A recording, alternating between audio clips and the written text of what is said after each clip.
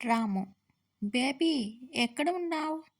రోజా: నేను మా డాడీతో కలిసి తాజ్ హోటల్కి వచ్చాను బేబీ. రాము: సూపర్, ఇంతకీ ఎలా ఉంది తాజ్? రోజా: సూపర్, ఇక్కడ చైనీస్ ఫుడ్ ట్రై చేస్తున్నా, మా ఫ్రెండ్కి ట్రీట్ ఇస్తున్నా. ఇంతకీ నువ్వెక్కడున్నావు? రాము: నువ్వు ఆ చాట్ బండి వాడిని ఉల్లిపాయల కోసం సతాయించడం ఆపేసి వెనక్కి తిరిగి చూస్తే నీ ముందు ఉంటా. గోపాల్: సరోజా, నాకు నిద్ర రావడం లేదు, ఏదైనా కథ చెప్పొచ్చుగా. సరోజ: కాలేజీ రోజుల్లో నా ప్రేమ కథలు ఉన్నాయి, చెప్పమంటారా?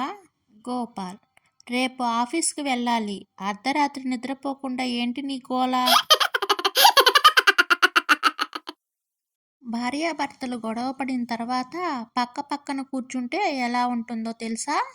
భర్త: ఏమే, కొంచెం తలనొప్పిగా ఉంది, వెళ్ళి టీ పెట్టు.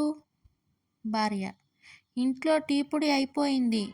భర్త: కనీసం కాఫీ అయినా పెట్టవే.